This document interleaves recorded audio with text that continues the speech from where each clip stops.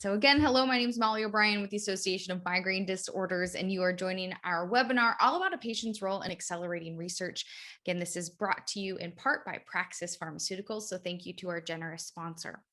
So you're going to be hearing from patients, experts in their field, and researchers tonight about how we can all get a little bit more involved in research in our field. So before we get started, I did want to share a little bit about my migraine experience and my experience in research and migraine research. So just a little bit about me. I've had migraine since I was in my whole life, basically. My earliest recollection is when I was 4 years old.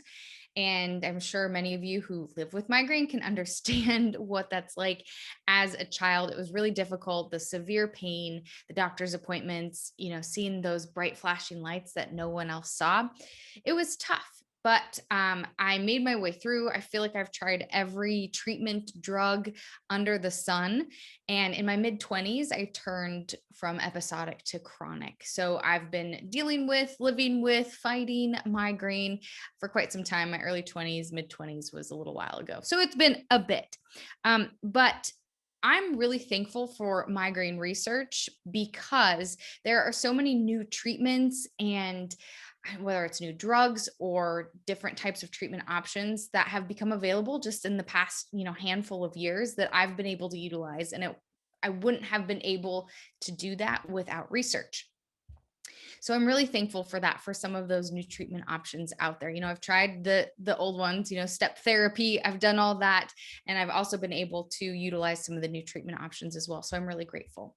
I've also participated in research myself. I've done surveys online. I've done video chats with people. I've given input. And I just want to share with some of you that it's a really rewarding experience, in my opinion, to be involved in research because it has allowed me to be an expert in my field. I've become an expert of my disease. I know exactly how it affects me, which I know doesn't affect you and you and you and you and you the same way. So it's been really rewarding to be able to share my knowledge and how migraine has affected me. So we thought it was interesting to share this stat with you. According to Antidote, more than 80% of medical research is delayed due to lack of participants. Hearing that stat was fascinating to me, and it really made me want to be able to jump out there and try to participate more. But sometimes it can be hard to know where to start or how to offer yourself and your expertise up. So we're going to chit chat about that coming up tonight. And if you are interested in research, remember that it doesn't have to be just about a survey or trying out a new drug or a placebo drug. Participation in research can also mean making a donation and helping fund research, which is what AMD is doing. So if you are interested, AMD is raising money through our Research is Hope campaign and others to help make innovative research for migraine possible, which really helps lead to care and improve treatments down the road. So this month, November, AMD is getting a match by Cove. So every dollar up to $5,000 will be matched by Cove. Cove is a leading online medical clinic dedicated exclusively to those with headache and migraine. So if you're interested in donating, you can go ahead and see right up there on the screen. You can donate to migrainedisorders.org/research is hope, or you can scan that QR code. And again, you have the opportunity. So if you donate $1, it becomes $2. If you donate $3, it becomes $6, on and on and on, up to $5,000. So that's great news there. All right, so let's see. All right, let's go ahead and get started with our first presentation. So our first guest is Virginie McNamar. Virginie is project manager for neurological and rare diseases for Citizen, a digital natural history platform owned by Invitae. She is the mother of a child with a rare disease, and she's passionate about helping patients and advocacy groups use data to accelerate research. Today, she'll be discussing an easy way for patients to contribute to research through medical surveys. Virginie, thanks so much for joining us. I can't wait to hear from you. Thanks for having me. I'm really excited to be part of this webinar today for many reasons. For my day job, where I work with patients and advocacy groups on gathering data and helping accelerate research. but also with my personal experience with my sons having a rare disease and myself suffering from migraines. So this is, I feel like, a perfect combination, and hopefully I'll be able to give everyone some good information that you can take with you as you looking into participating in research. So next slide, please. So the first thing that I wanted to discuss today was understanding the different types of studies. There's really two big categories. The first one is the observational studies, and that's what I'm going to focus my talk today. And these are studies where researchers just observe the data and they do not try to alter the outcome. So that's really data gathering and observing what and learning more from the data. Interventional studies, these are experiments, and researchers study what changes occur after you administer a treatment, therapy, etc. So these are two different types of studies that patient can participate in, and I believe there's going to be talks about both today, but I'll focus on observational studies because it's probably the easiest way for patients to participate. So we'll go over that. So first, next slide, please. Thank you. So trying to understand how can your data help research? How can participating in surveys or sharing your medical records, how can that help? First, and it's the most important, it will help researchers understand the disease, how it affects you, and how it changes over time. You are the expert, like Melissa said. Molly, sorry. She's the expert in her migraine. She can share her experience, and collecting all that data will help really paint a really good picture of the disease and the different variations. It also helps provide endpoint for clinical trials. So when researchers go to clinical trial, you need to understand, what are we measuring? And to choose what are the endpoints that we're gonna select and try to measure to see if the treatment or the therapy is working. We need to have data ahead of time to see what are the key main points that we need to select, which is also helpful to help design clinical trial and plan those clinical trials properly. And all that data will help accelerate treatments for patients. Next slide. So sharing your data is really important. And there's different types of study that you can easily participate. There's in-person natural history studies. So those are run by clinicians usually, where you would have to travel to a center and they will do a bunch of tests. They will, you answer surveys, answer questions. So those are traditional in-person natural history studies. And those will usually, natural history studies means that we're studying the disease over time. So we're collecting data over time.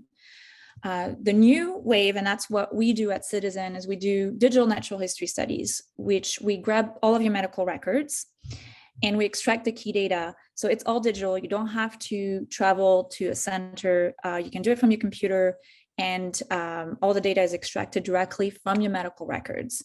And these are also, again, we extract data from what is reported by clinicians. Then we have patient-reported outcomes, which are the surveys that you can take. That's where you have a voice, you answering the questions. And then another way is health trackers. So I have migraines and I use migraine buddies, and that helps me a lot when I talk to my clinician and my physicians and just like trying to decide what's the next plan of action, because I have all the data. I'm gathering all the data. I'm gathering my symptoms, my triggers, everything. So the next step is, so we understand data is important. We understand the different types of studies. How can you find a study to participate in? And I would say the best place to start is by looking at your organizations like AMD, CHAMP. Those are great organizations with a lot of good resources on their website. I believe AMD has a direct link that lists all different studies available.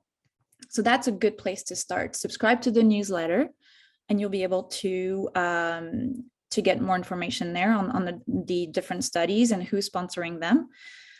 Social media, if I do a search on migraine, the next day on Facebook, I'm going to have probably 3 or 4 clinical trial opportunities showing up on my Facebook.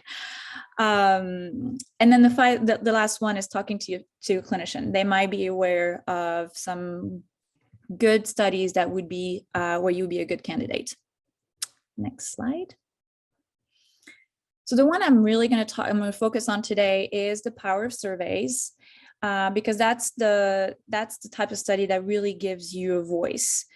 You are the expert. You know your symptoms better, and it's very important to share that information with researchers. And the more patients we get, the better understanding we can gather. Surveys are fairly easy. Some of them are time consuming, but they're easy. You don't need to travel. And it's also a low cost for the organization or the group running the surveys. It's a lot cheaper than having a full clinical site with doctors running the study. Both are important. Surveys are just an easy way to access patients and a lot of data. So the types of data we collect on surveys are demographic information, onset and evolution of symptoms. That's super important. The different treatments and side effects. So those are just example, but that's information that you might not get directly from the clinicians. I'll just give an example of my child has seizures, and when I look at what's been extracted from his medical records, it doesn't give his seizure frequency. It doesn't give when he has a really bad seizure where we have to, if we don't end up in the hospital, it's not going to be documented unless I email his neurologist and record everything. So there's some pieces that are going to be missing from the medical records, and you have that information. So it's also very important to keep track of that data yourself. The other piece where surveys are really important is to build a patient registry. So it's when patients participate in surveys, it gives us information that they are willing to participate in research. Usually we get your contact information, and we can contact you for future participation. It's also in the world of pharma companies, when they're looking at what's going to be their next area of research, who are they going to target. It's very important for a group and a disorder, a disease, to just really show that the community is engaged and ready to take the next step. If you don't have an engaged patient community, it's going to be really hard to go to the next level. And Molly's numbers that she shared earlier are exactly this. It's really, really hard to recruit patients. So if you are interested, sign up for a survey. That's kind of like the first entry point. And at least you have the group running the survey will have your contact information and will be able to contact you later on. And it also helps assess eligibility for future studies. So as you know, not all, we can't all participate to all the same studies. It depends on your symptoms, your age, all kinds of things, all kinds of different criteria. And so filling out those surveys help assess the cohorts and understand how many people do we have, and then can we have access to those patients. Hi, Brittany. I hate to interrupt you, but I just wanted to give you the heads up that you've the 2-minute warning. Okay, I'm almost done. Oh, great. Exactly my last slide. So things to consider before you participate in a survey or in a study. First, the first tip is have your data or information ready. That's very important. As a patient, you are your own advocate, you're on your own voice, and it's really important to keep your data and keep track of your treatments, keep track of your symptoms, keep track of your everything. The other things to consider is how long is the study? What is the commitment? And can you fully commit? There's a lot of opportunities out there, and you don't have to feel guilty. You cannot participate to all of them. If you do, great, but you can't feel guilty that you can't participate to all of them. So really choose the ones that you know you're going to be able to go to see all the way through. Understand the inclusion/exclusion criteria. Some of them, it's not laid out throughout the survey. So I would hate for you to waste time, like you spend 30 minutes filling out a survey to realize that you're actually not eligible for that study. Then understand who is running and who's sponsoring the study. What are they going to use the data for? And then what are you consenting to? What are who is getting your information? Are they getting the information de-identified? Are they getting your contact information? And so really understanding what you're signing up for and what you're comfortable with, which goes down to data privacy, is it HIPAA compliant, all of those. So do your homework before you join a study. And then what are you getting out of it? We're seeing more and more studies that are giving back to the patients and understanding where you see what other people have answered. It might just be the satisfaction of being part of research, but just trying to understand too what you can get out of it. Also, many of them, you get compensated for your time. And that is all I had today. Thank you. Virginie, thank you so much for sharing this with us. If you are interested, if you have, we're going to get to a question and answer period later on today, but if you have other questions, Virginie's contact information is there on the screen. And then of course, all of our information with the Association of Migraine Disorders is on the screen as well. Virginie, you did a really great job kind of sharing some expertise on how we can jump in and get involved. Some of the things that I loved, your tips were joining and subscribing to newsletters. AMD has a great newsletter, folks. If you haven't signed up yet, you can do so on our website. And also I thought it was interesting that you said, if you search for something on social media, the next day you're going to get bombarded. Well, not bombarded, but bombarded, those by advertising, but it's for people looking for participants in research. So I thought that was a really great strategy and kind of funny. And also I thought it was really important. You said, can I commit to this? So really, really great advice. And we really appreciate your time. And I'm sure we're going to get some questions for you here in our question and answer period. So we appreciate it. Thank you. All right. So our next guest today, we're going to pop things over as soon as I pull my screen up so I can give a good introduction. There we go. Sorry about that. All right. Kelsey Owens is joining us next. She lives in Dallas, Texas with her husband and her 5-year-old daughter. Kelsey works in cybersecurity and she's lived with migraine for 28 years. Today, she's going to be telling us about her experience as a participant in a clinical trial for atogepant. Kelsey, thanks so much for joining us. It's all you. And we unmute. Hey, Molly, thank you. Thanks, everybody, for just coming and listening and giving us the opportunity to kind of talk to you about what it's like participating in clinical trials. I have been through 2 previously, both for atogepant, and I'm currently in a 3rd clinical trial now. It's become something I'm really passionate about, and it's really important to me. But first, I just want to walk you through a little bit of my history with migraine. Much like Molly, I have lived with migraine almost my entire life. I started having them at the age of 6. And because of my age, it was really hard to get a diagnosis. It really became a process of elimination. I didn't have brain tumors. I didn't have nerve disease. And so eventually the doctors just settled on migraine.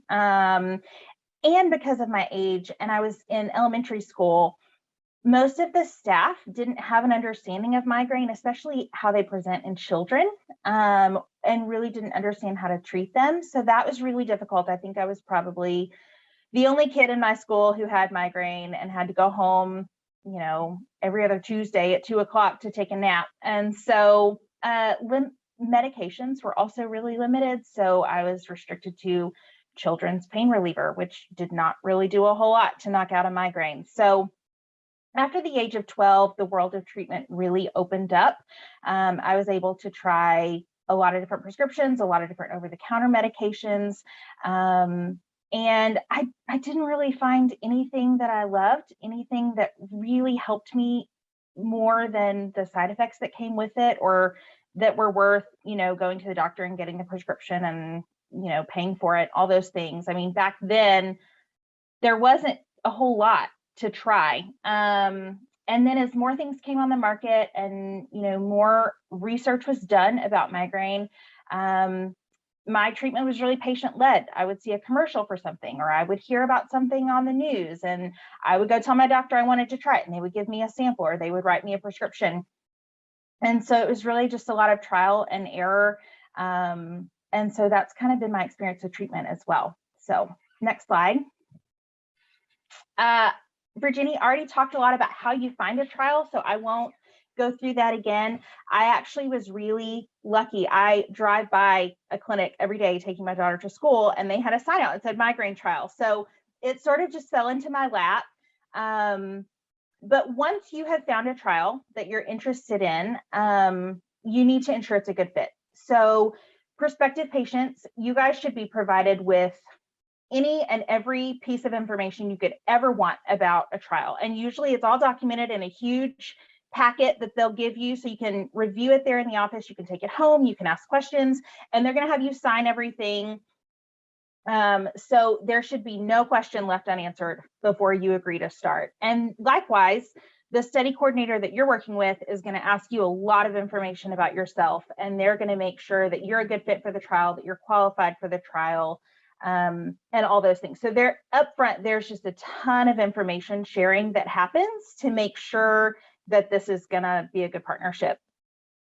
There could be additional things too that you'll need to do to qualify for the trial. So they may have you log your migraine attacks or your symptoms or just a variety of different things for any period of time, just to determine, again, your eligibility. If you're having one migraine attack every 6 months and the trial is 5 months long, you may not be eligible for that trial. So they want to make sure that you're actually going to have the symptoms that they need to treat and things like that. So next slide. What is expected? Every trial is going to be different. So you may be dosing daily. You may be dosing ad hoc, like when you feel a migraine attack happening or when you already have a migraine attack or something like that. But they're always going to ask you to track and report a lot of information. And a lot of that is going to happen electronically. So I've always been given like a little phone that only has their program on it. And that's where I go in either daily or when I'm taking the medication, and I'll answer a lot of questions about how I'm feeling and what symptoms I'm experiencing and how long it's been since I started feeling pain, just a lot of things like that. There could be other activities that they ask you to do at home as well. The trial that I'm in right now, when I take the medication, 30 minutes after, and then 4 hours after, and then 12 hours after, I do a finger prick and I take a blood sample, and they taught me how to package that up. And it's an extra thing. It's optional. I didn't have to do it, but I was comfortable with it and wanted to be helpful. So I signed up for that part as well. And then when you go into a clinic, that could be on a regular basis. If you're on a daily medication, you may go once every other week, or you may go once a month. Or right now I'm in a trial where I only take the trial medication if I'm having a migraine attack, and I will go in after I've dosed the medication and do all these things.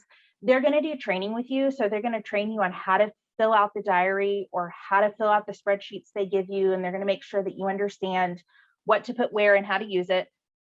They're always going to take your vitals. They're probably going to do some blood work. You're going to see a doctor, like an MD, and they're going to do a physical, and then they're going to ask you a lot of questions. And it could be the same questions every time. It could change depending on the day and the type of appointment that you're having. But they'll ask you questions about physically how you're doing, if you've had any changes in your health, your diet, your activity level, your like how you're feeling, your mood. They're going to ask you a lot of questions like that too. So every trial is different, but the expectations will be made very clear upfront. And next slide. So before I started my first clinical trial, I think my number one hesitance and my number one concern was about the side effects. Every medication is going to affect everybody differently, and that made me really nervous. I think it's really important to get those things documented so that the companies know and can communicate to patients what the side effects of this medication can be. But if they ever become too much, or if it's something that you can't handle or you're not comfortable with, I've always had the opportunity to drop out of a trial. So if it is not working, if something in my life changes and I can't handle it anymore, you're not absolutely stuck. You can drop out at any time. So that was comforting to me, that I wasn't going to have to put my body through something that it couldn't handle. And then I was afraid it was going to be really complicated. I was worried that I was going to mess it up or that I wasn't going to be able to do what they were asking me to do. But there was so much training and so much support provided to me, not just at the beginning, but throughout the entire process, that I never was overwhelmed or felt like I couldn't handle what they were asking. And then the time commitment. They're going to lay that out for you up front. So what they ask you to do at the beginning and what they explain to you, it's not going to change. So you're not going to get into a trial and all of a sudden they're asking you for 50% more time commitment than they did at the beginning. They're going to lay that out up front. So you're going to know exactly what you're getting yourself into and committing to. And then post-trial, after 2, now in my third, I just really am thankful that the staff is there to help. So the clinic is there to facilitate these trials. They're there to make sure all of the data is collected accurately and exactly the way that the company needs it to be done, but they're also there to help, and they're there to answer your questions, and they're there to train you. And so that really helped ease my concerns. And then the other thing is that safety, the patient safety is like their number one priority, even over accuracy. They are there to keep you safe. And these trials, once they get to patient trials, they're not really trying to figure out if this is safe for humans. They are trying to figure out the best ways to dose, the best dosages, the best time to dose. They're trying to get metrics. It's all of those little things. They're not really trying to determine if this is safe for humans to take. So that's, they should be able to communicate that to you up front as well. Kelsey, excuse me for jumping in, but here's your 2-minute warning. Okay, perfect. Thank you. Thank you. Yeah. So, and then lastly, it's just important to be realistic. These drugs, every patient is going to respond differently to every drug, and you shouldn't expect a miracle, but at the same time, you should be open to the benefits that it has for you. I would say go in totally open-minded, and just see what you get, because you might discover that something is really helpful that you had never had access to before. And last slide. So advice I would have for anybody who's entering a trial: follow all the instructions exactly. It's really important that they collect this data from people who are doing everything the same way. That's what makes the data helpful. That's what makes it usable. And so try to do exactly what they're asking you to do.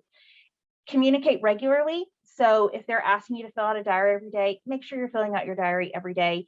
If you have concerns, make sure you're letting them know so that they can answer them or they can help you. And be really honest. So even if you do mess up, make sure that you tell them it's okay. They're really reliant on patients for their data, and the metrics are only as good as the data that we're putting in. So it's just really important that they know exactly what's going on when you're not there at the clinic with them, so they can document that accurately and use the data after. And lastly, keep an open mind and don't overanalyze. So don't try to game the system. Don't try to guess, oh, I think this time I got the placebo and this time I got the medication, or I think I got this dose, or oh, I didn't record when I had a migraine attack yesterday, so I'll just do it today and try to remember what happened and put it in. Just live in the moment. Make sure you tell everybody exactly what's going on. And yeah, I think you will find that it is not nearly as overwhelming as you thought. And it's a really rewarding thing to know that you are helping the thousands or millions of people out there who are dealing with migraine attack all the time. So, and that's it for me. Kelsey, thank you so much for sharing your experience. It's really interesting to learn just a little bit more about what is expected when you're participating in a clinical trial, and to hear about your experience. I think it was really nice that you told us a little bit about some expectations that you've had to deal with when you've participated in these. And also, I love that advice. Don't try to overanalyze. Don't try to game the system. I think that was really helpful. I know, living with migraine and trying to make sure I'm doing everything right, always second guessing certain things and decisions. So that's really helpful advice. I'm sure we're going to have some questions for you at the end. So really, thank you so much for sharing your story. And before we move on to our next topic, just a reminder, if you're just joining us, that we will be doing a live question and answer period at the end of the webinar, and you can go ahead and enter your questions now if you want. If you want to save them till the end, you can go ahead and put those in the question and answer box. We are reserving the chat box just for chit-chatting among participants and panelists, that kind of thing, but put your questions in the question and answer box. Okay, thanks so much again for sharing. So our next guest is Ashley Haddle. She is a professional writer who has experienced episodic cluster headaches since 2007. Ashley is a volunteer for Cluster Busters, and she's also the author of Cluster Headaches, A Guide to Surviving One of the Most Painful Conditions Known to Man. And Ashley is joining us today to share her experience. Ashley, thanks so much for joining us. Hi, thank you for having me, everyone. I'm excited to be a part of this. Research is important for all headache disorders. So yeah, I am Ashley, and my journey with cluster headaches started the summer I graduated high school, and it was a bumpy road. A lot of medical professionals back then, and still a few today, don't believe that women can have cluster headaches. So that was one of the first barriers I faced in getting not only diagnosis, but appropriate treatment. And once once my attacks were bad enough, or I should say, once my cycles went from 2 weeks to 2 months, I really started searching for answers, and I found the nonprofit Cluster Busters, and through them, I've been able to participate in many forms of research. Unfortunately, I have never qualified to participate in the medication research. Like I really wanted to be involved with the psilocybin one at Yale, but I just didn't meet the criteria to be involved. But the observational research that I've been a part of has been really cool, and I'm excited to share that. Will you go to the next slide? So back in 2016, I got an email from this nonprofit organization called Rare Patient Voice, and they connect you. Basically, you sign up and say, I have this condition and I've been diagnosed by my prescribing doctor. And whenever there's a survey or research opportunity for your condition, they email you. And so I got this email, filled it out on a whim, like I usually do, and I qualified. So this company sent this guy over from Europe to follow me around for 5 hours and ask me like 3 pages of questions, and it was more of a conversation, but it was really cool. I got to show him my medication and like where it's stored and how I use it. I got to do a demonstration of how to use oxygen, which I thought was really helpful for the people putting on the research, because a lot of people don't know how to properly use oxygen for cluster headaches. We discussed really every aspect of my life that cluster headaches has permeated. And then at the end of the 5 hours, he needed a better backdrop, so we drove to the nearby beach and went for a walk on the beach. But it was a really cool experience, because when you think of research, you often think of being poked and prodded, and this was very far from that. Thank you. So the next one, this one I was notified about through Cluster Busters, and 2 separate sessions over Zoom like this. I and several other people were asked a series of questions about our medication preferences. And one thing that I found out through this process was a lot of medical professionals think that we don't want to give ourselves injections. And I understand that. Like it's not fun to give yourself an injection, but like with cluster headaches, I want it to work now. And if that's a quick jab in the arm, great. So we were able to give them that perspective and say, like this isn't an issue, but this might be an issue. I don't think I'm at liberty to say what company this was for, but it was basically patient research for them to figure out like what would be most comfortable for the people they were trying to help. And this study and the one before compensated the patients who participated. So that was a nice little perk too. Go to the next one. So this one is a survey. When I first attended my first conference for Cluster Busters back in 2014, they were circulating this survey, and it was very lengthy. I think it took up to 40 minutes to complete. And it went through all aspects of cluster headaches and medications and quality of life. And this was something that had never been done before, because there are fewer cluster headache patients than migraine patients. And it's harder to isolate that patient group and come up with some meaningful data. And so this met that need. And more than 2,000 people, yeah, it was 2,270 people filled it out and, you know, met all of the like qualifiers. And this PDF that's shown on the left side here, I have brought it to my oxygen supplier. I know patients who have brought it to their neurologist.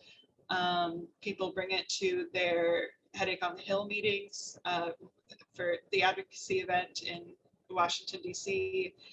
And the research papers that were published based off of the statistical data from this actually helped overturn the decision by the Centers for Medicare and Medicaid Services to cover home oxygen for cluster headaches. So this changed, in my opinion, this changed our world as cluster headache patients, like getting oxygen covered. It was worth it just for that alone. Next slide.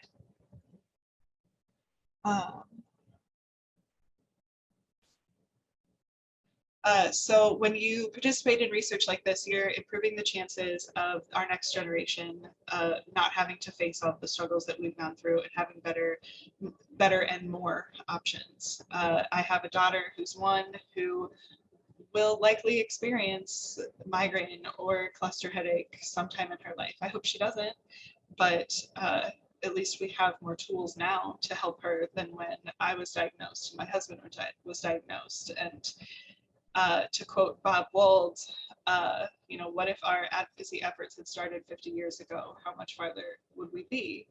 And that also includes research. The research wouldn't be around if we didn't participate.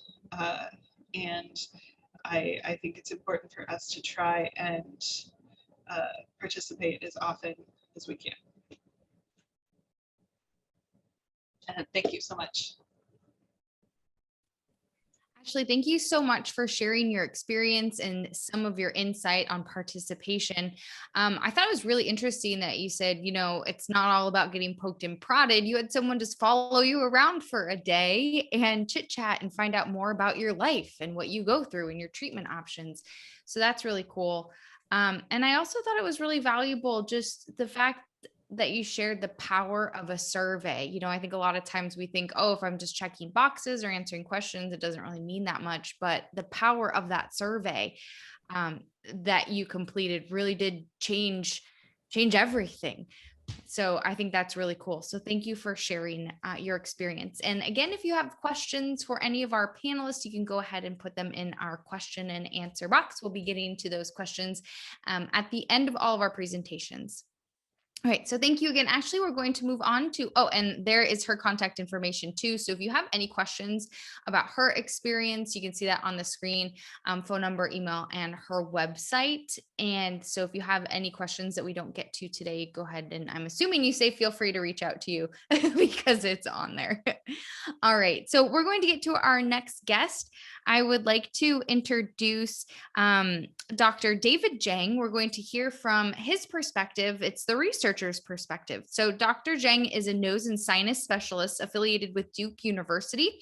He's talking about the challenges of getting participants, and he will share an overview of some of the research that he's working on. Dr. Zhang, thanks so much for joining us today. Great, thank you. It's great to be here. I've worked really closely with AMD and Dr. Rick Gottlieb over the last few years, and so I'm really excited to share our experience with a clinical trial that we recently started. Next slide. And so you might wonder, what's a nose and sinus specialist doing here on a migraine webinar? And I think that deserves a little bit of background. Um, there is an entity that, for the lack of a better term, we call a sinus migraine. And this is actually a poorly defined entity that is often misdiagnosed as sinusitis. And these patients will typically present with midfacial pressure or pain. This can be episodic or chronic. And it's often accompanied by things like rhinorrhea or runny nose, nasal congestion, stuffiness, and even imbalance and feelings of having fluid in the ears. And so you can see why this can easily be mistaken for sinusitis. But in reality, what we found is that this is probably more related to a migraine than any type of inflammation in the nose. And so what happens is that because this entity is poorly defined, not recognizing it, it leads to a lot of inappropriate antibiotics, as well as healthcare expenditures, which quite frankly are wasted because we're just treating the wrong thing. Next slide. So our current study is a collaboration between Duke University and Dr. Rick Godley, who's an important collaborator. And we are conducting a randomized, double-blinded, placebo-controlled trial looking at arenomab, commercially known as Aimovig, for midfacial pressure and pain. In other words, we're looking to see if Aimovig is effective at treating patients who have this entity that we refer to as sinus migraine. And the goal of the study is really to show that, number one, that the patient's symptoms are actually from migraine and not from any kind of sinus inflammation. If we can show that arenomab works for these patients, then that's a really good proof of concept that sinus migraine is really a migraine variant rather than sinusitis.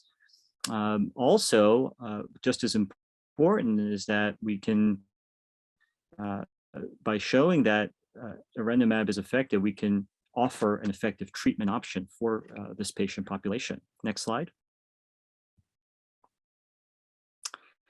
And so just a little bit more about the study. Patients are randomized 1-to-1 to either the drug or the placebo.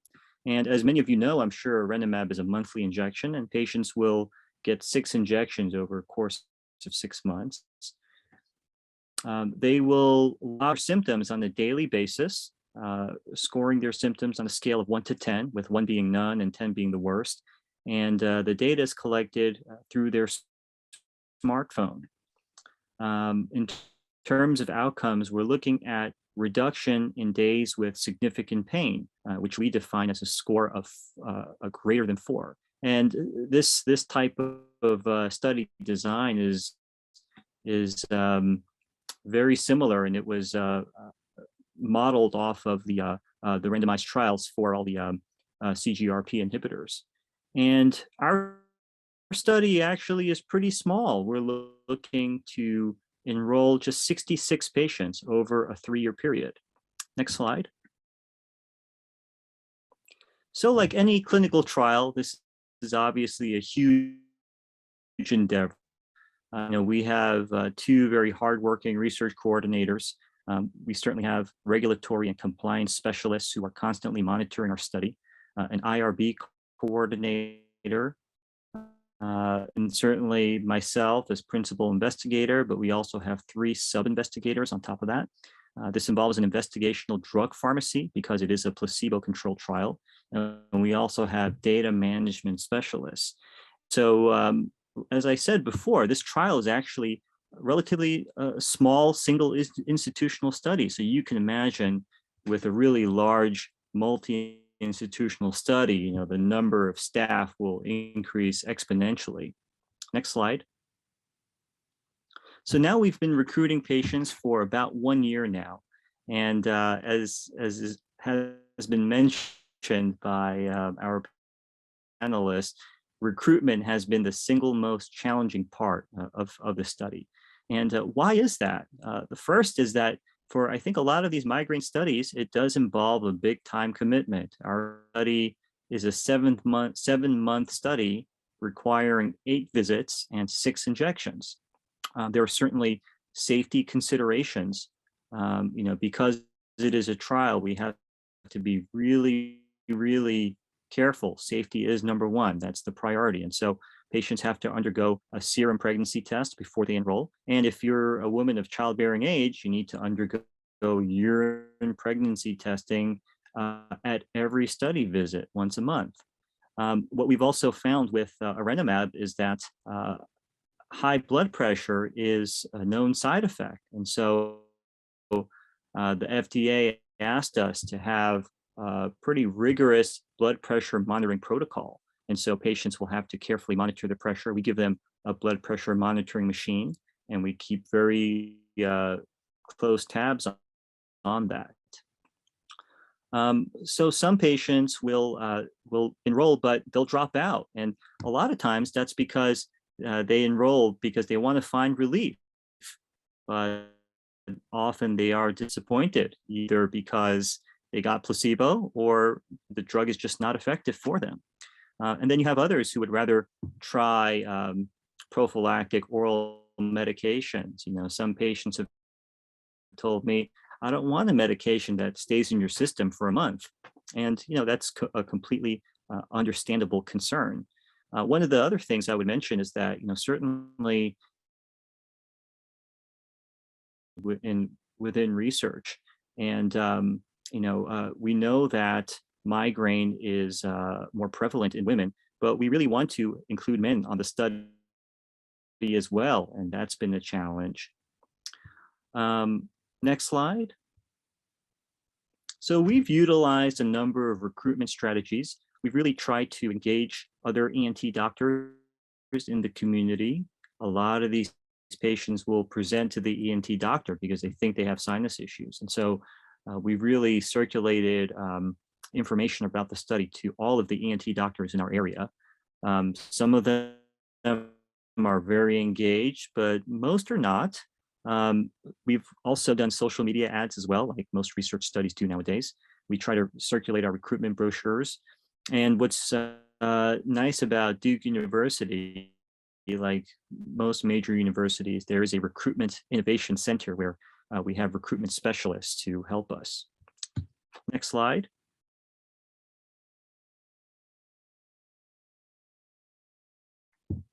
Sorry, next slide, please. Okay, this is my last slide. So, in the end, I think it comes down to me as the investigator, patients on why it's important to enroll in trials. Because as I said before, it's a lot of time and energy on the part of the patient. And so I think the patients who are who complete the study successfully are ones who really experience the burden of disease, right? I mean, they really know what it's like to go through this, and so they realize that there has to be a better solution to the problems that they're having. They also understand the elements of a clinical trial, right? Complying with data collection, that's really important. Complying with visits, also really important. We found that patients who have an interest in advancing medical discovery, who have an interest in science, those are patients who are quite motivated. And I think there's a final bullet point there, if you can maybe click that. And in the end, it really comes down to altruism, right? I mean, we found that patients who have a desire to help others are the ones who are really motivated, because many times you'll get the placebo or you may not find improvement. But if you realize that it is for the greater good, then I think that keeps patients going throughout the duration of the study. So that's it for my talk. Again, I'll say thank you for having me on the panel. It's really been great to hear others' perspectives on migraine research. So thank you. David, thank you so much for sharing your insight with us. I think it was really fascinating just to get an idea of kind of what at least one clinical trial is looking like, what you're looking for as a researcher, what you're studying, helps kind of give some insight on maybe if patients are interested, what might be expected of them. I also thought it was really interesting that you said recruitment of patients and participants is the single most challenging part of working on a clinical trial. So that just goes to show, again, need more folks who are interested, willing, like you said, that altruism, who are willing to put themselves out there for the greater good. So really fascinating to get your insight and appreciate you sharing that with us. All right, so just a reminder that if you have questions, you can go ahead and put them in the question and answer box. We're going to do a live Q&A panel after all of our presentations. So I'd like to, and again, thank you, Dr. Jeng, for joining us. I'd like to move on to our next guest, Dr. David Rabin. He's a neuroscientist, a board-certified psychiatrist, and an inventor who has been studying the impact of chronic stress in humans for decades. Or for more than a decade. He is the co-founder and chief innovation officer at Apollo Neuroscience, and he'll be speaking about the company's research. Dr. Rabin, thanks for joining us.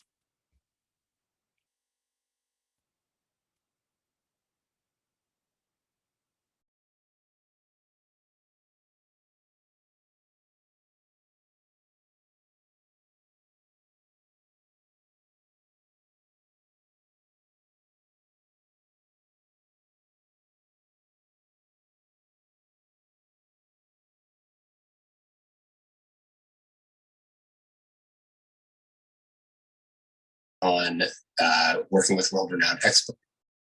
Hello, and welcome to the webinar today. Thank you so much to Melissa and our hosts for having us here with you. My name is Dr. Dave Rabin. I'm a board-certified psychiatrist and neuroscientist, as well as the Chief Innovation Officer and co-founder of Apollo Neuroscience. And I'm also the Executive Director of Sport Medicine, which is a nonprofit that focuses on working with world-renowned experts to help us better understand the landscape for more effectively delivering care using natural products and technology. So I'm here to talk to you mostly today about Apollo and how this new technology that came out of University of Pittsburgh research originally is changing the lives of many people and helping us to achieve health and the better, stronger ability to be resilient and adapt to stress. So many of us know the look of this fellow. Many of us have been in Tim's position where we're just so overwhelmed or overworked that we can't think clearly, we can't focus clearly, we have trouble sleeping, our work product declines, and we're just not getting as much enjoyment out of our work. And this is activating, actually, biologically speaking, certain parts of our brain and our body that are the same parts that respond to stress if we were running from a bear, or what's also called our sympathetic or survival response nervous system. And this part of the nervous system has many parts, but its chief role is to respond to threat. And that can be perceived threat, like our emails or traffic, or children screaming or work responsibilities, or it can be actual threat, like being chased by a bear, running out of food, running out of water, not having shelter when there's a storm on the way, and that kind of thing. And so what actually happens to the body during a perceived or actual threat, or in chronic stress, as most of us experience it, is this sympathetic nervous system activity that responds to threat for survival purposes starts getting all the resources. And those resources include blood flow and oxygen, glucose, etc. And the whole body mobilizes to provide resources to this part of the nervous system to get us out of threat, to get us to safety. And so this part of the nervous system sends blood to the skeletal muscles, the heart, the lungs, the motor cortex of the brain, the fear center of the brain, and the parts of our bodies that are generally most important to get to survival. However, if once we're in survival, this part of the nervous system is supposed to come down and reduce activity. If it doesn't, we see things that are listed here, like loss of emotion control, poor sleep, inability to focus, low heart rate variability, which is a measure of the body's ability to be resilient to and adapt to stress, and increased blood pressure and heart rate over time. And similarly, we see that when people practice some of these techniques on the left, such as biofeedback, deep breathing, meditation, soothing touch, empathic listening, etc., we can reverse that balance to activate the parasympathetic nervous system, which is also thought of as the rest and digest recovery nervous system.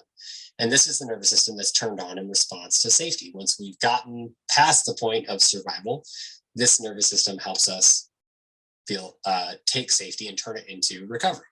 And so it sends blood to the immune system, the reproductive system, the metabolic system that manages our energy balance and our weight, to the parts of our bodies that manage sleep and recovery in terms of restorative sleep and energy restoration, and also the parts of us that are responsible for digestion and the absorption of food. And we can see this benefit over time by practicing some of these techniques. For those who haven't already, including Apollo also works in this pathway of the safety pathway, is that we feel more in control of our emotions, better ability to sleep well and sleep longer, and better control of our focus. And we have improved HRV and better lower blood pressure and lower the system to be able to enter a safety recovery state using sound. And we've known for thousands of years that music is capable of doing this. We've known scientifically over the last 100 years that music does this and actually changes the body. It changes our heart rate, can change our blood pressure, it can change our breathing rate, and many other things. And we've known over the last 20 or 30 years that touch can do the same. And it can do it without us paying attention to it. It can it can relax our bodies and put our bodies into a calming state in the background, which is really, really interesting. And so the work behind Apollo came out of my work as a psychiatrist at the University of Pittsburgh, really trying to figure out, is there another way to tap into this safety response system, the recovery nervous system? And can we do it without requiring another therapist there, without requiring a float tank or a coach, or you taking time out of your day as a busy person to learn to deep breathe and learn to meditate? Obviously, those things are important. Obviously, there's no replacement for those things, and Apollo is not a replacement. At the same time, many of us just don't have time for those things, or we can never learn how to do them properly, and they can be very challenging. And so we ended up figuring out in the lab that we could generate very, very specific patterns of low frequency sound waves that are indeed sound, but feel to the skin like vibration, that are composed like songs for the touch receptors of the skin rather than the ears.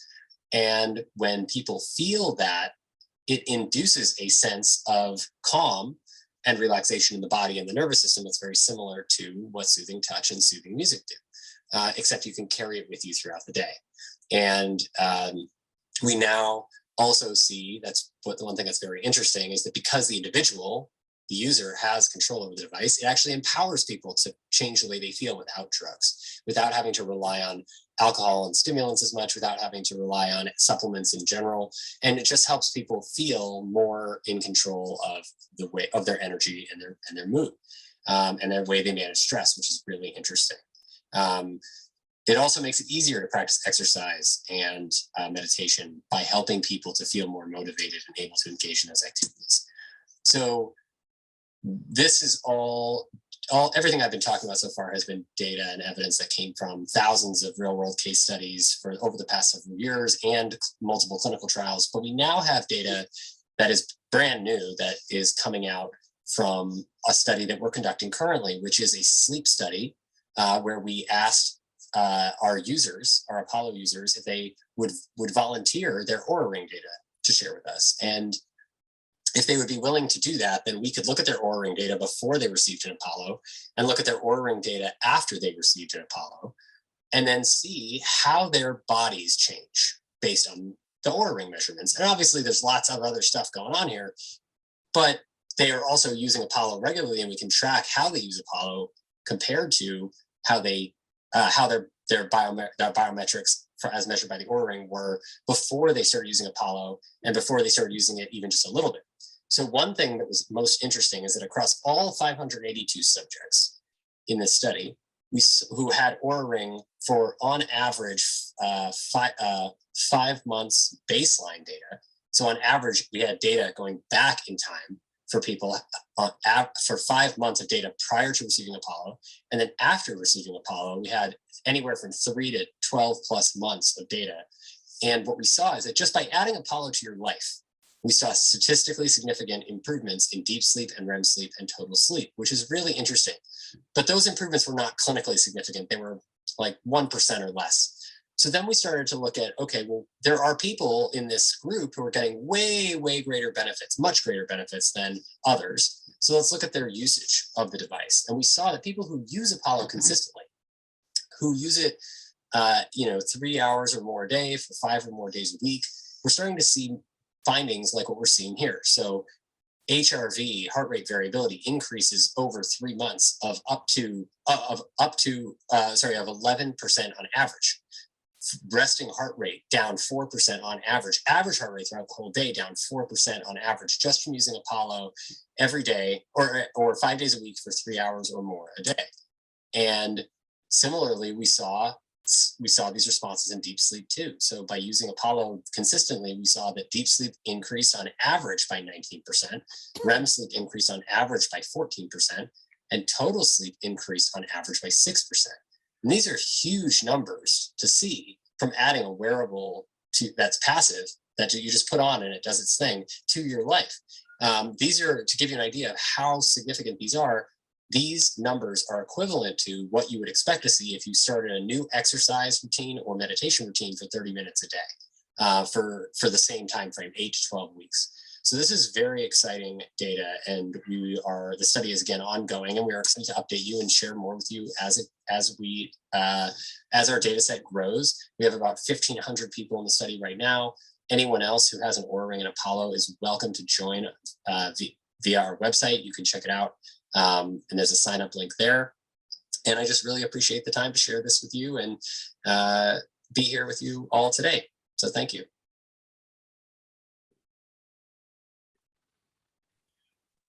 All right, thank you, Dr. Rabin. As you might have noticed, that was a video presentation. Unfortunately, Dave was not able to join us live for this webinar, but if you have any questions to send him, you can go ahead and put them in the question and answer box and we'll get them to you.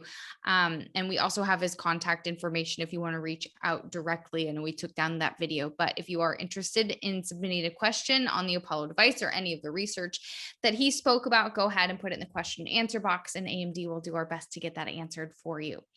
Okay, and we did have a question that I answered in the Q&A box, but wanted to make sure I let everybody know before people kind of trickle out here. We will be making this presentation available after the webinar is over, as well as the slides. So if you want to go back and look at some of those bullet points that our presenters have given us, we will be making that available on the AMD website, Facebook page, and YouTube page as well. So great question out there. All right, let's get to our next panelist. I'm excited to introduce Dr. Monica Malampalli. She's going to discuss AMD's research efforts.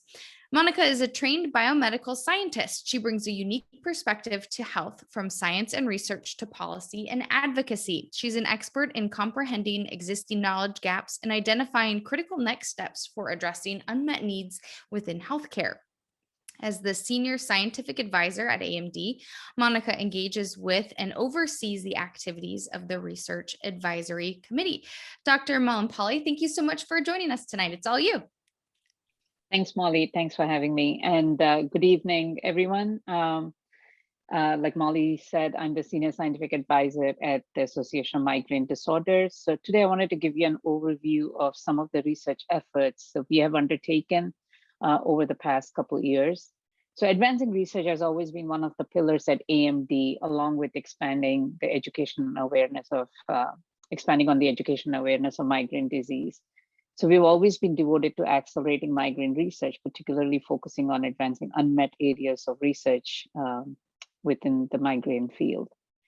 So I joined AMD in late 2018 when I met Dr. Godley, and agreed to join AMD and expand on the research activities here.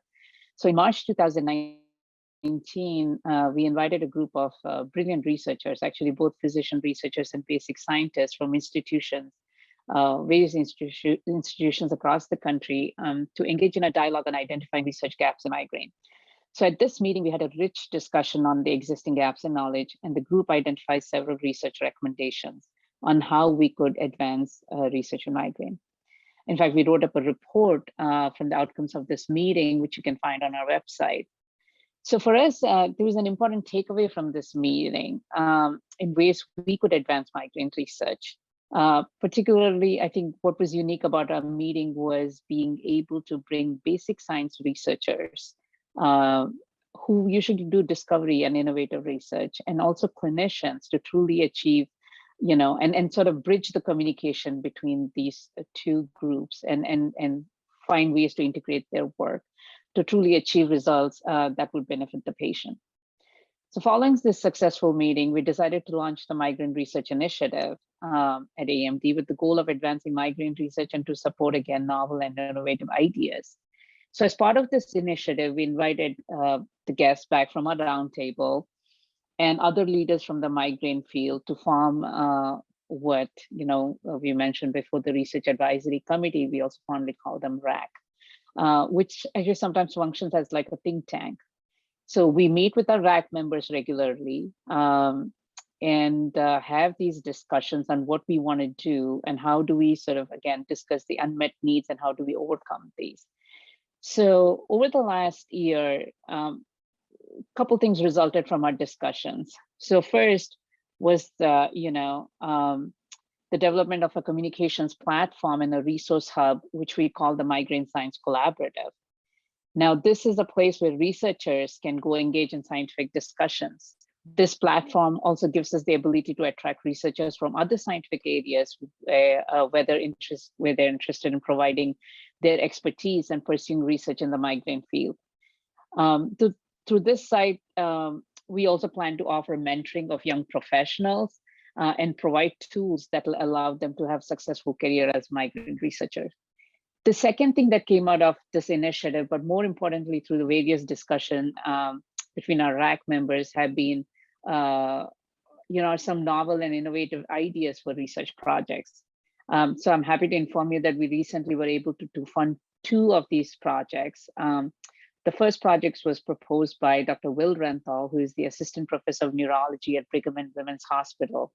The fund we provided will allow Dr. Renthal to develop an algorithm with the goal of scanning thousands of medical records to identify various forms of migraines, and essentially how to treat them, with the ultimate goal of providing personalized treatments to patients. The second project that we funded was proposed by Dr. Eric Gruenthal from Cleveland Clinic Foundation. He's a sleep medicine fellow and is interested in investigating whether sleep apnea and migraine are associated conditions.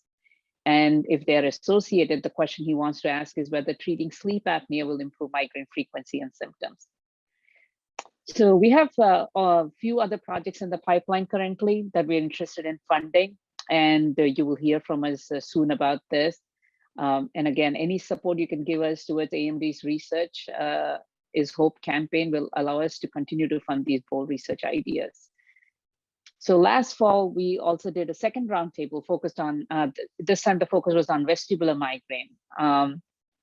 Vestibular migraine is an under-recognized and underdiagnosed condition with several overlapping symptoms with migraine. So again, the discussions were rich. We actually wrote up a paper highlighting the care gaps and recommendations that were addressed at this meeting. And we've currently submitted this paper to a journal for publication and are waiting to hear back. So again, in coming years at AMD, you will continue to see more of such meetings. Again, we call these meetings now meeting of the minds, and then we'll continue to, this will be one of our signature programs at AMD. Now, the title of this webinar is Patients' Role in Accelerating Research. So far, the initiatives I mentioned have not directly involved patients. However, some of the projects we have in the pipeline for funding are clinical studies, which will, again, once we fund them, we'll enroll patients and continue to engage patients. Now, in the other presentations, we've heard about the power of surveys. So I want to talk a bit about that. So we recently actually did a survey, actually early this year, and continued it through the summer, where we had the ability to engage about 1,600 patients and asking them about migraine symptoms which were considered atypical in nature. You heard from Dr. David Jang some of these symptoms. And again, what we asked were symptoms such as auditory, mid-ear sensations, facial pain, dizziness, gastrointestinal symptoms. So research is yet to determine how many people are affected by these atypical migraines. So in our survey, in fact, we found that 87% of respondents were women, and which was very exciting. And we have some interesting results to report. So again, please be on lookout for the survey results early next year. We're still analyzing the data. We have quite a bit analysis left on our end to do.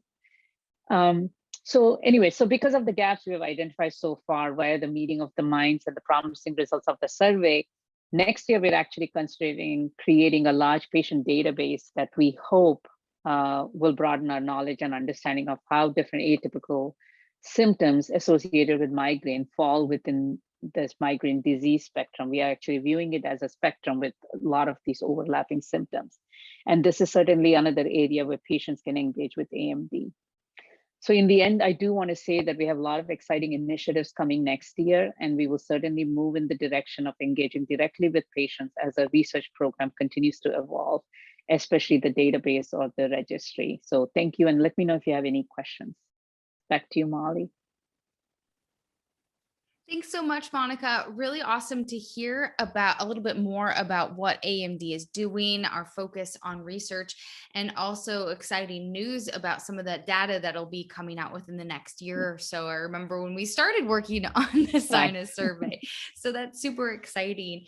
And also the patient registry as well. So look forward to continuing to see more good news coming and more data. Always great to hear. All right. So I'd like to say thank you again to all of our panelists for joining us and to all of our participants out there for joining us. I hope you learned as much as I did from this webinar. I know I learned a ton, and it's been really great to get new and different perspectives. You don't always have to participate in a clinical study or fill out a survey. If you are interested in participating in research, you can always donate to help fund that innovative research to help improve patient care down the road. One way you can do that is by donating to the Association of Migraine Disorders. There's the website right there, migrainedisorders.org/research-is-hope, or you can scan that QR code. We'll leave that up on the screen for a minute. And just a reminder, if you want to make a donation, every dollar does help make a difference, and up to $5,000 in the month of November will be matched by our generous donor Cove. Really cool that they're doing that. So again, if you have $1 you want to donate, again, it makes a big difference. It will help us fund new and innovative research, kind of like those projects that Dr. Mallampalli was talking about. That's what we're working on at AMD. So thank you for that. And thank you for participating in the poll. So also want to let you know, for those of you who answered, yeah, I'm interested, or I still want to know some more information about participating in research, we are going to help you out. Don't worry, we're not just going to leave you high and dry after this. We're going to send all of you who have participated a list of some of the studies that are actively recruiting for headache and or migraine participants. So we'll send that out, if you want to poke around, browse and see, maybe there's something out there for you that you might be interested in. Okay, so let's go ahead and jump into the question and answer period. I know that we do have a couple questions, and for our panelists, some of these might be directed to you specifically. Otherwise, if any of you just want to jump in, we'll kind of leave it round robin. Totally up to you. Okay, so those are the answered ones. Give me a minute here. Okay, so Yuri asks, how can we help studies get more participants? I hear of studies that need more people every now and then. And Dr. Jang, you spoke about how it's really difficult to get participants. Virginia, you also spoke about that. So if either of you or anyone else want to jump in on how we can get more people involved, go ahead. I think I would like to mention that, and I'd like to hear also Dr. Jang's response to this. I mean, clinicaltrials.gov is a great site. It's actually improved quite a bit since the last few years. But I think it'll give you the opportunity to type in some keywords and also the states, where you live, and then it can give you, it lists all the studies that are ongoing or recruiting patients, and you can actually contact the person in charge of that study and see if you're able to get into that clinical study. So that's just one way to do that. I would say one other way is to promote it. Most of us are in groups, and peer-to-peer recruitment is I think the most valuable. So if you participated in one study, sharing your experience with others, whether it's a post on social media or reaching out one-on-one to people who are suffering similar conditions, is I think the most powerful, because they will trust you and they will trust your experience. Or just pinging out. During the study, I actually was texting a friend of mine who has sinus migraines, and I was like, hey, I just hear about this, you need to participate. So that's, I think, a good way too.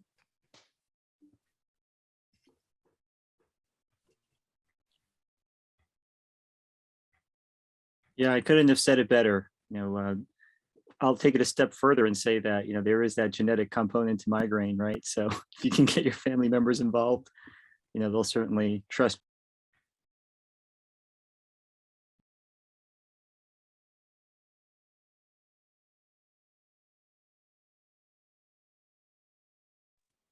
Okay, great. Thank you. So just a follow up on that, and Melissa put it in our chat box, that AMD has this really cool tool on our website that asks a few quick questions, and then it will help match you to some of the clinical trials out there. And there's a link to that in the chat box if you want to go ahead and look.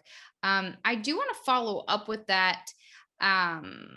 Michelle asked, she is in the Philippines and wants to get involved in research. I'm wondering if the research that happens, do we have international research? Is it usually based country to country, state to state? Do we do international research here in the United States? I mean, usually when you're filling out a survey, it's online, so that's helpful, but just want to throw that out there. If anyone wants to answer, who knows about that thing? There is international research that takes place, and a lot of the pharmaceutical companies do research outside of the United States. So that's, and I think Asia, there's quite a bit of research that takes place in Asia, so they can certainly find out. And again, clinicaltrials.gov will also list out research conducted in other countries. Great to know. Awesome. Okay. Our next question is from Gina. Are there any survey type studies for people with hemiplegia migraines? Which I think we've kind of answered that, but if anyone has something off the top of their head, go ahead.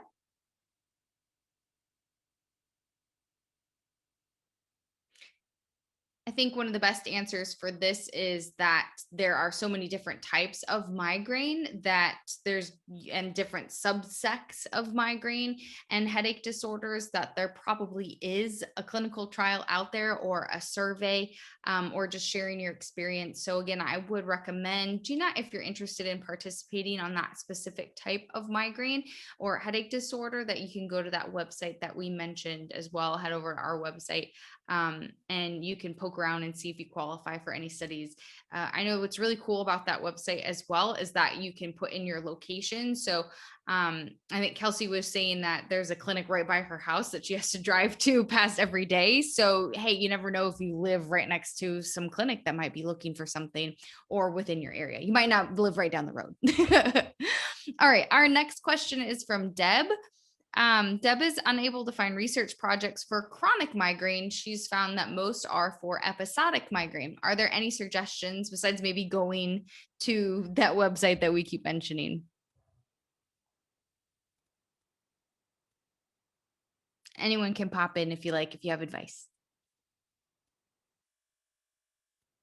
I think most studies are on episodic migraine. I'm not sure. There might be one study on chronic, but then again, we can get back to the person who asked that question. We can look up that information and get back. Great. Thank you, Monica. Our next question, Yuri. Okay, there we go. Sorry, my screen's moving around. Yuri asks again, for example, there's a study at the University of Vermont that needs people right now, and they've shared it with organizations on social media, but looking for more ways to put it out there. I think we said share with family members, share your experience, which I think is a great idea, right? Like I've participated in research, but never really told anybody about it. So I could help do my part and encourage others to do the same. So I'm curious from the researcher point of view, say, I'm sure some of our participants, possibly you're out there, is a researcher and looking to get more people involved. Do you have like one hot tip to maybe get more people involved or to share the fact that you have this study?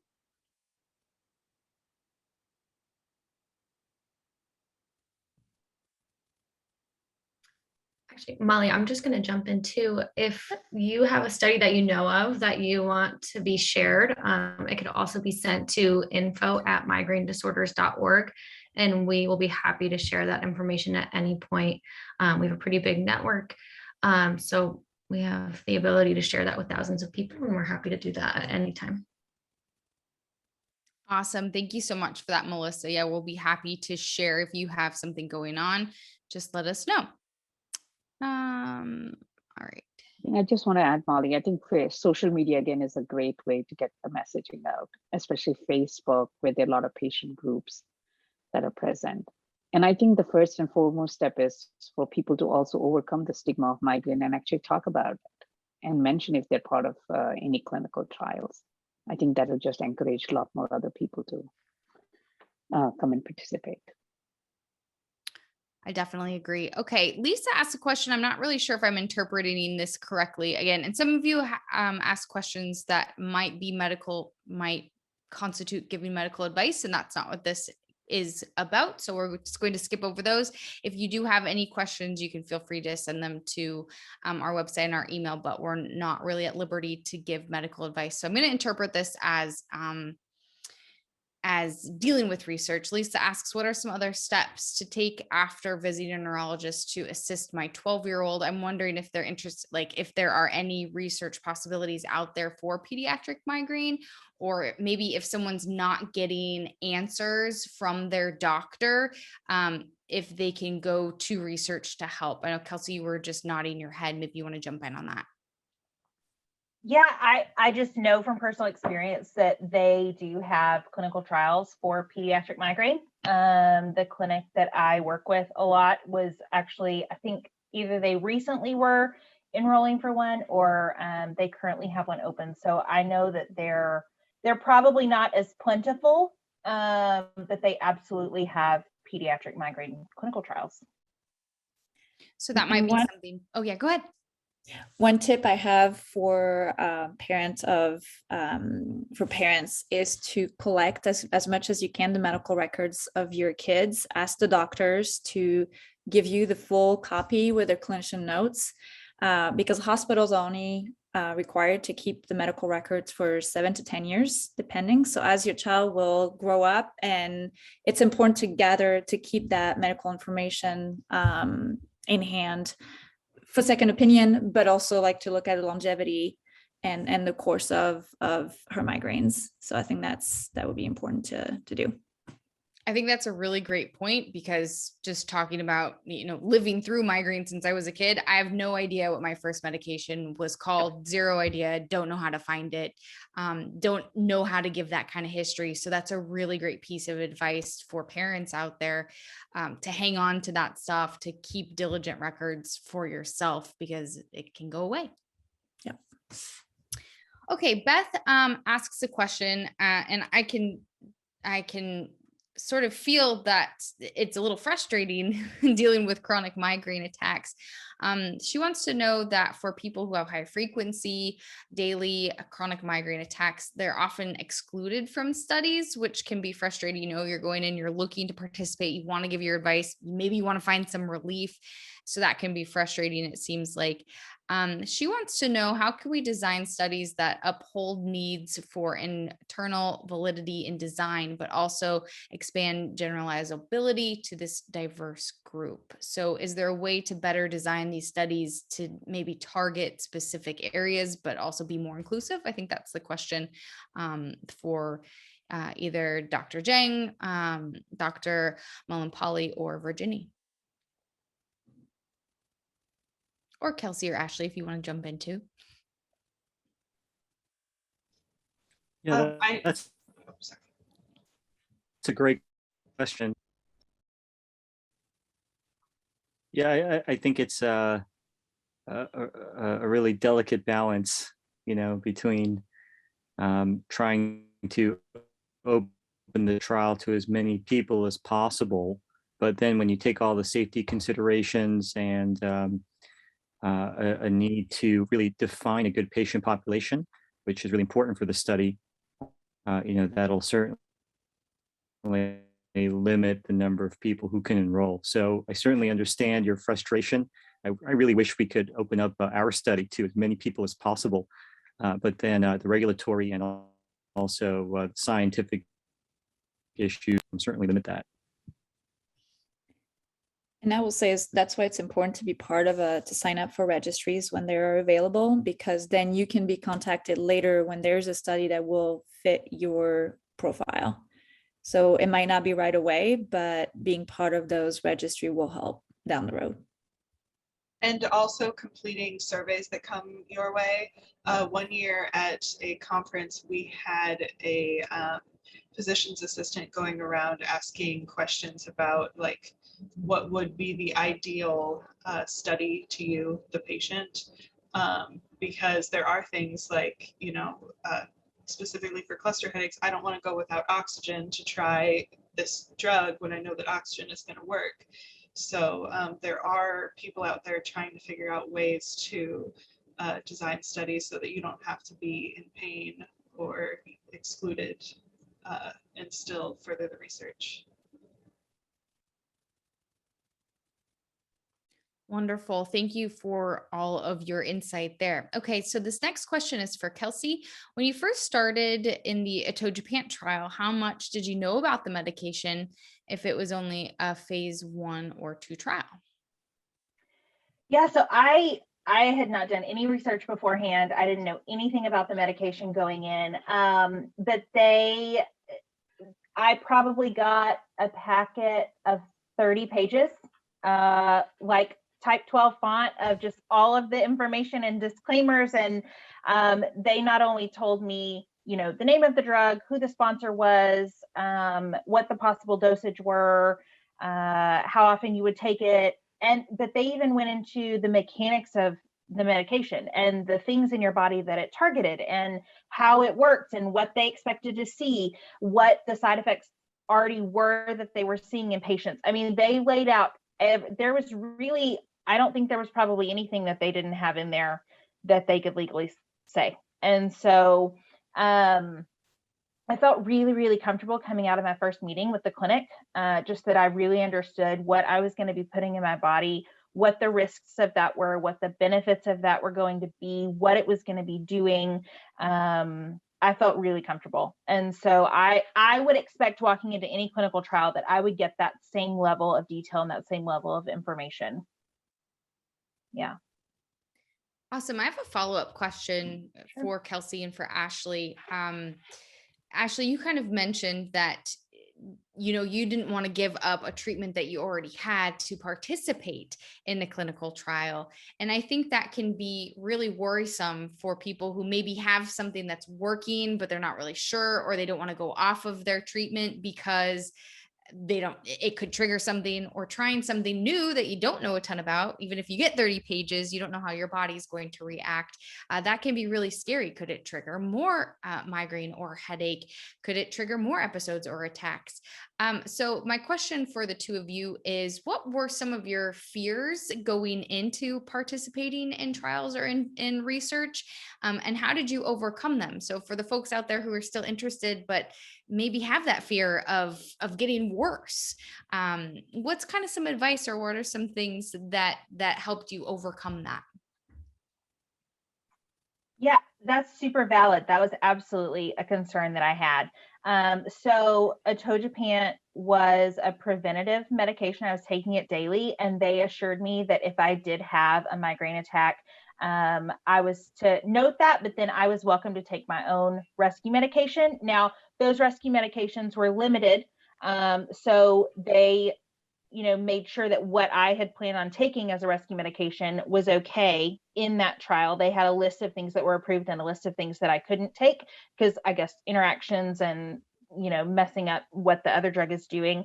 But yeah, I could take my own rescue medication in the atogepant trial. And then the trial that I'm in now, it's not really it's not a daily preventative, but there's a potential that, if I got the placebo, it would not, take my migraine attack away. And so I have to wait 2 hours after the pain starts. And if the trial medication doesn't help, then I can take my own rescue medication. For me, that's just over the counter. But they did have a list of approved and non-approved rescue medications that I can take after a certain period of time, after it's like completely documented and they know for sure that it's not going to go away with the trial medication. And my experience doesn't really apply because I haven't done any of the medication ones. I do believe, just from the people I know who were involved in like the CGRP trials, that they are still allowed to use oxygen and sumatriptan or, an abortive that works for them. I just don't know that for sure. I didn't have to give up anything to be followed around or answer some questions. A little bit of privacy. You had to give that up. Yeah. Also, one more thing. Sorry. The other thing is that with the trial that I'm in right now, it's for more of like a rescue drug than a daily. And so they also told me I could choose whether I was going to dose the trial medication with that particular migraine attack or not. So like the other day, I felt one coming. I knew it was going to happen, but I really I wasn't in a position where I could risk taking a placebo and getting a migraine attack, right? Like I had my daughter's school program and I had a fall festival that night. And so I actually chose to go ahead and just take my rescue medication, document that I had a migraine attack, but then not start the whole process of taking the trial medicine and doing the diary and pricking my finger and doing all those things. I'm going to save that one for the next time when I'm able to sit down and do everything they need me to do. So I think most of the time you have that option as well.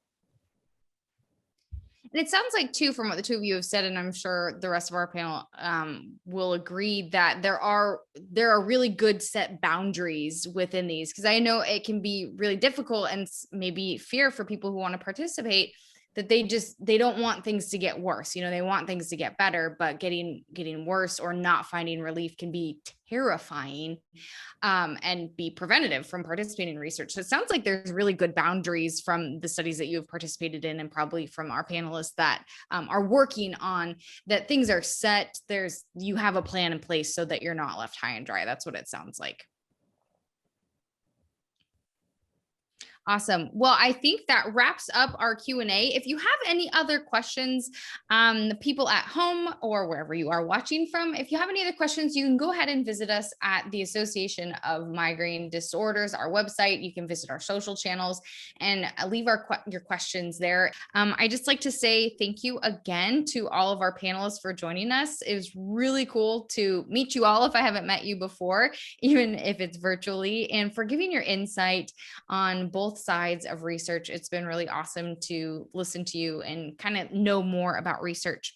You can always help fund migraine research through the Association of Migraine Disorders by donating. Every dollar counts, and in the month of November, our sponsor Cove, or generous donor Cove, will be matching those donations up to $5,000.